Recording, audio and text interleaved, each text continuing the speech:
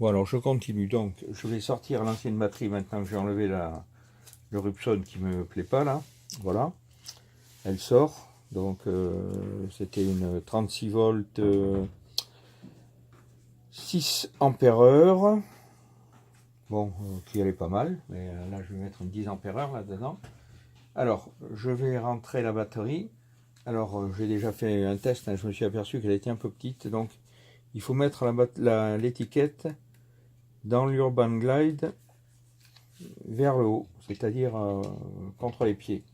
Et dans l'Aitou, c'est l'inverse. Alors, je vais mettre un peu de graisse quand même, parce que pour l'Aitou, je reconnais qu'elle est limite.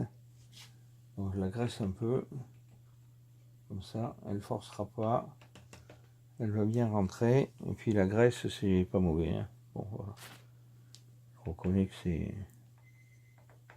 pas idéal, mais le câble du feu arrière vers le haut, voilà, ça marche bien. Allez, hop, j'étale un peu la graisse, tac. Donc je rappelle quand même, cette batterie au départ, elle est faite pour la E2, hein, et pas pour une Urban Glide. Voilà, là, hop, elle est rentrée nickel. Hein. Donc j'ai fait ma petite rallonge, la Tedin XT30, XT50, pour celle-là XT60, pardon. Je vais mettre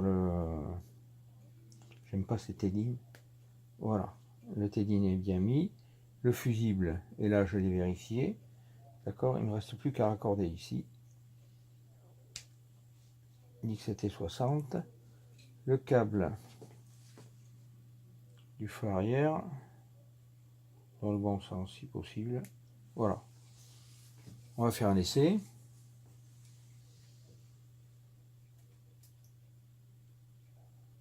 J'allume. Voilà, la batterie est installée, ça tourne sans problème maintenant. Comme me dit le constructeur, il faut la mettre en charge et la charger à fond.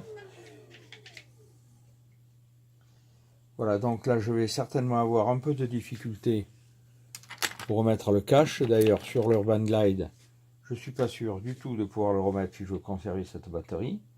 Parce que là il y a quand même un paquet de câbles assez important. Donc je ferai peut-être un cache en alu. Voilà. Vous savez tout. Si je fais le cache, je ferai un petit tuto.